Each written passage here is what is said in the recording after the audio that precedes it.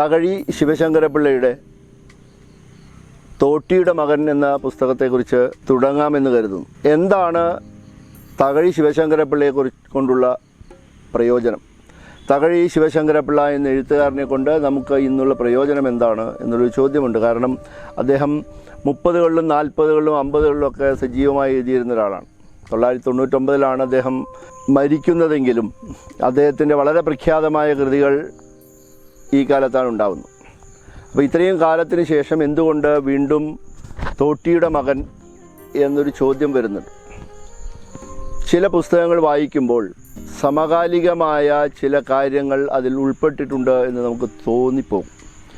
അപ്പോൾ 40കളിലുണ്ടായ പുസ്തകത്തിലെ വരികൾ, പുസ്തകത്തിലെ ആശയങ്ങൾ, പുസ്തകത്തിലെ കഥാസന്ദർഭങ്ങൾ ഇന്ന് ആവർത്തിക്കുമ്പോൾ ആ പുസ്തകത്തിന് വീണ്ടും ഒരു പ്രസക്തി ഉണ്ടാവുകയാണ്.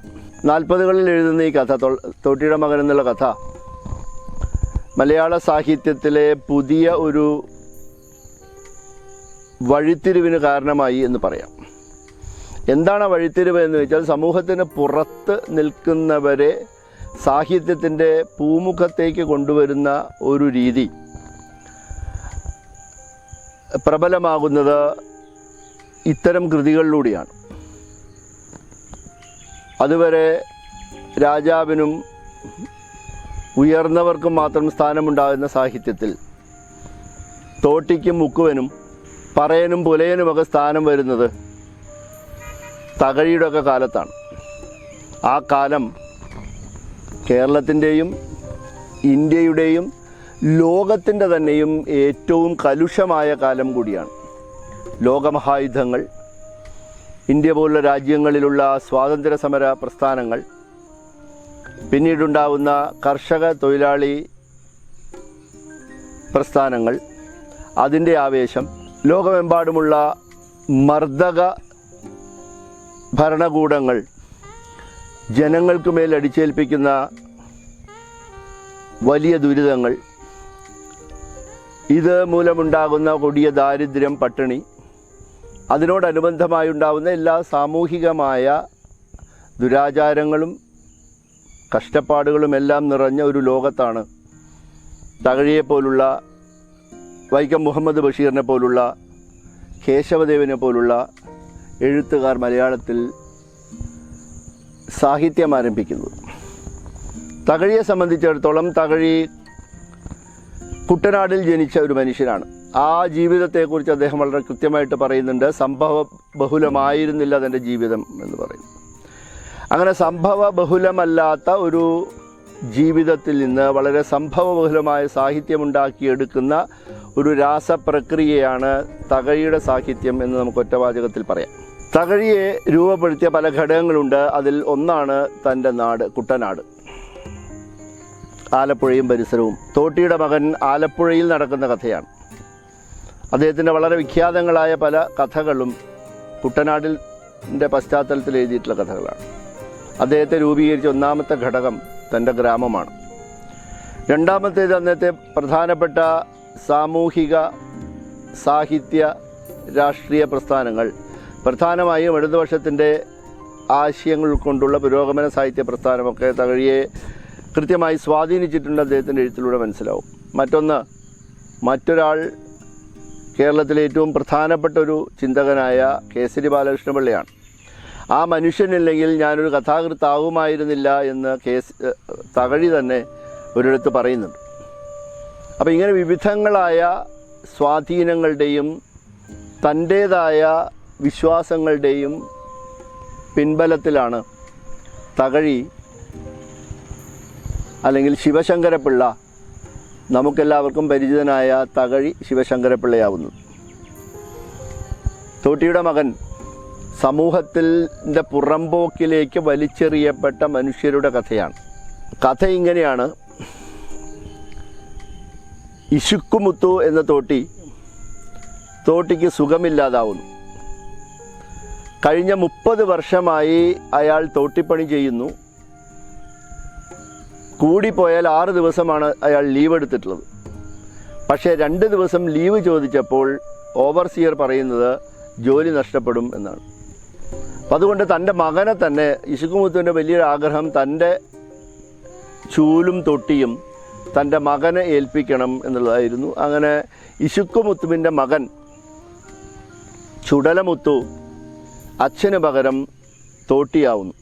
ആദ്യത്തെ ദിവസം തന്നെ ഈ ചുടലമുത്തു പണി കഴിഞ്ഞ് തിരിച്ചു വരുമ്പോൾ തൻ്റെ പിതാവ്, തൻ്റെ അച്ഛൻ മരിച്ചു കിടക്കുന്നതാണ് കാണുന്നത്.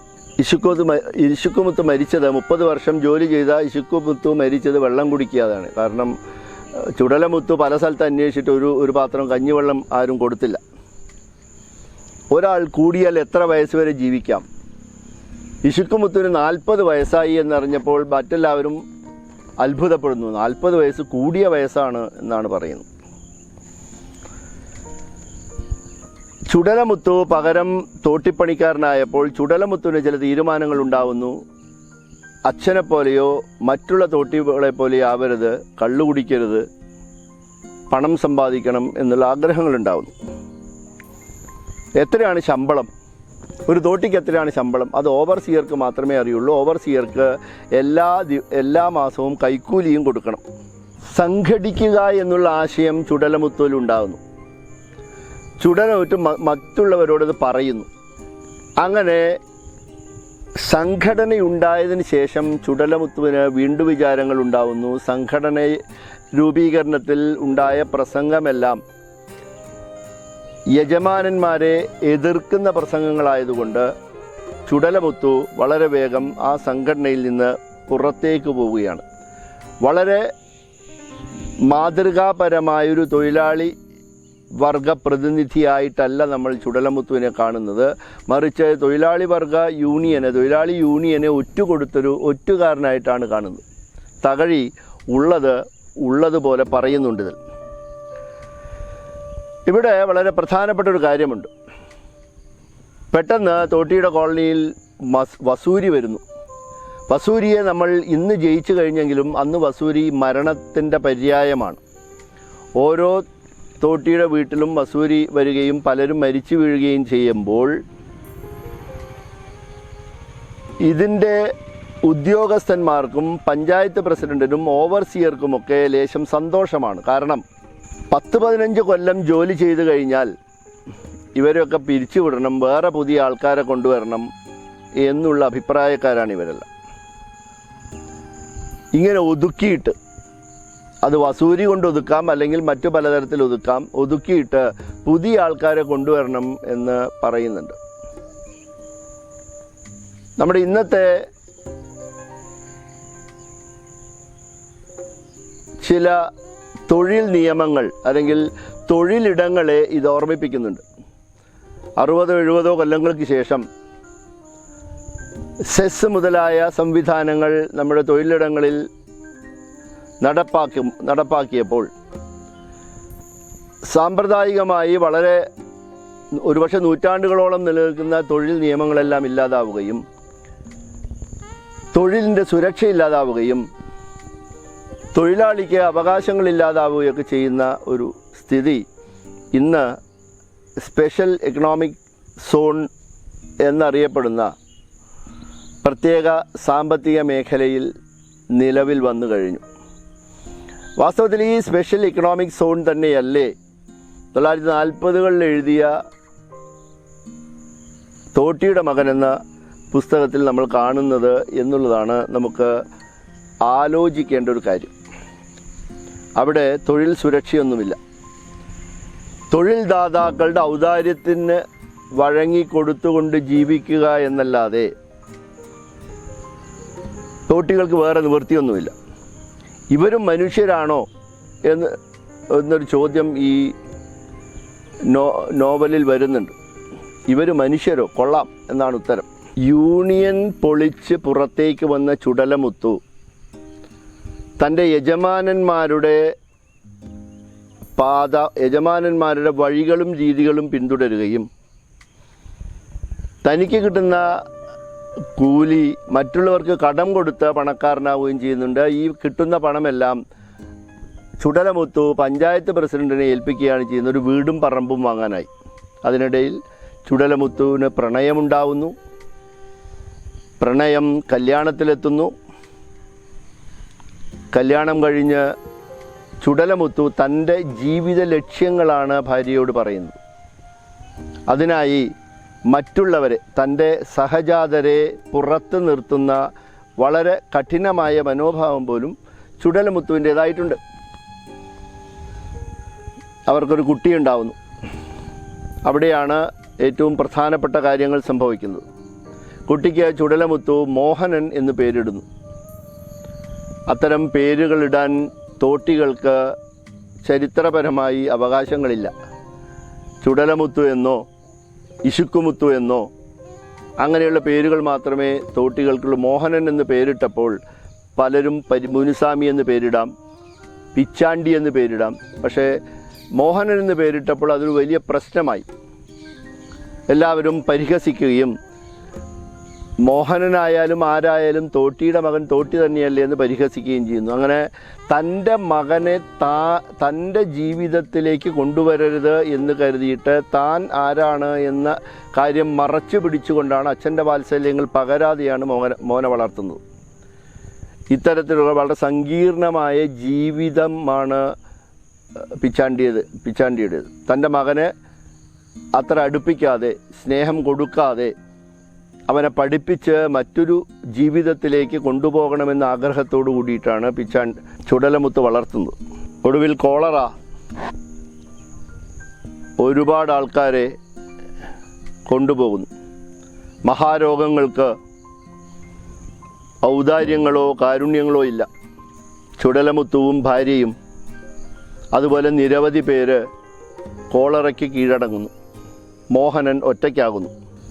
മോഹൻ ഒറ്റയ്ക്കാകുമ്പോൾ മോഹനെ സംബന്ധിച്ചിടത്തോളം ഉള്ള ഏറ്റവും പ്രധാനപ്പെട്ട പ്രശ്നം തൻ്റെ അച്ഛൻ സമ്പാദിച്ച പണം മുഴുവൻ കൈക്കലാക്കിയ പഞ്ചായത്ത് പ്രസിഡന്റിനുള്ള രോഷമാണ്. ആ രോഷം ഒടുവിൽ പഞ്ചായത്ത് പ്രസിഡന്റിൻ്റെ വീടിന് തീ വയ്ക്കുന്ന അവസ്ഥയിലേക്ക് എത്തിക്കുന്നു. മോഹൻ്റെ വളരെ പ്രധാനപ്പെട്ട ഒരു പ്രവർത്തനമായി അത് മാറുകയാണ്. അങ്ങനെ തീ വയ്ക്കുന്നൊരവസ്ഥയിലേക്ക് എത്തി. ഈ നോവലിൻ്റെ ഏറ്റവും അവസാനത്തെ അധ്യായം ഒരു പക്ഷേ ഇന്ദുലേഖയുടെ 18-ാം അധ്യായത്തെ അനുസ്മരിപ്പിക്കുന്നതാണ്. ഒരു നോവലിന് പുറത്ത്, നോവലിൻ്റെ കഥയ്ക്ക് പുറത്ത് എഴുത്തുകാരന് പറയാനുള്ള ആശയങ്ങൾ വിശദീകരിക്കുന്നൊരു കൂട്ടിച്ചേർക്കലാണ് വാസ്തവത്തിൽ തോട്ടിയുടെ മകൻ്റെ അവസാനത്തെ അധ്യായം. അതില്ലെങ്കിലും നോവൽ നിലനിൽക്കുമായിരുന്നു. പക്ഷെ എന്നിരുന്നാലും അന്നത്തെ രീതി അനുസരിച്ച് 1940-കളിലെ കഥാരീതി അനുസരിച്ച് തകഴിക്ക് ആ അധ്യായം കൂടി എഴുതാതെ വയ്യ. എങ്ങനെയാണ് നമ്മുടെ ജീവിതത്തിൽ പുറംപോക്കുകളിലേക്ക് തള്ളപ്പെട്ട മനുഷ്യരെ നായകസ്ഥാനത്തേക്ക് കൊണ്ടുവരുന്നത് എന്നുള്ളതാണ് തകഴിയുടെ ഈ കഥയിലെ പരീക്ഷണം. ഇതിൻ്റെ മറ്റൊരു പ്രശ്നം, ഈ നോവൽ എന്തുകൊണ്ട് ഇപ്പോൾ വായിക്കുന്നു എന്നതിലെ പ്രശ്നം 1940-കളിൽ എഴുതിയ നോവലിൽ പറയുന്ന തോട്ടിയുടെ ജീവിതം കഴിഞ്ഞ വർഷമോ അതിനു മുമ്പിലത്തെ വർഷമോ 17-ലോ 16-ലോ ഉണ്ടായൊരു സിനിമ, മാൻഹോൾ എന്നുള്ള സിനിമയിൽ വിധു വിൻസെൻ്റ് ഈ ജീവിതമാണ് ആവിഷ്കരിക്കുന്നത്. ഇത്രയും വർഷം കഴിഞ്ഞിട്ടും നമ്മുടെ നാട്ടിൽ, നമ്മുടെ വർത്തമാനകാലത്തിൽ മറ്റുള്ളവരുടെ മാലിന്യം കോരാൻ വിധിക്കപ്പെട്ട മനുഷ്യർ ജീവിതത്തിൻ്റെ പുറംപോക്കുകളിൽ ഉണ്ട് എന്നുള്ള യാഥാർത്ഥ്യം വിധു വിൻസെൻറ്റിൻ്റെ ആ സിനിമ നമുക്ക് കാണിച്ചു തരുന്നുണ്ട്. അപ്പോൾ നമ്മുടെ വിജയങ്ങളോ നമ്മുടെ നേട്ടങ്ങളോ നമ്മുടെ വളർച്ചകളോ വികസനങ്ങളോ എവിടെയോ വെച്ച് ഏതെല്ലാമോ ഇടങ്ങളിൽ ചെന്ന് ചേർന്നിട്ടില്ല എന്നുള്ള ഒരു സത്യാവസ്ഥ, എന്നുള്ള യാഥാർത്ഥ്യബോധം നമുക്കുണ്ടാവണം എന്നുള്ളതാണ് ഈ നോവൽ വീണ്ടും വായിക്കുമ്പോൾ തോന്നുന്ന ഒരു കാര്യം. നമ്മുടെ വളർച്ചകൾ, നമ്മുടെ വികസനങ്ങൾ, നമ്മുടെ നവോത്ഥാനം ഏതോ ഇടങ്ങളിൽ, ഏതോ കൊച്ചു കൊച്ചിടങ്ങളിൽ ഇനിയും എത്തിച്ചേർന്നിട്ടില്ല എന്നുള്ളതാണ്. അതാണ് ഈ നോവലിൻ്റെ പുനർവായനയുടെ പ്രസക്തി എന്നെനിക്ക് തോന്നുന്നു. അടുത്ത ആഴ്ച ഈ സമയത്ത് വീണ്ടും കാണാം. നന്ദി.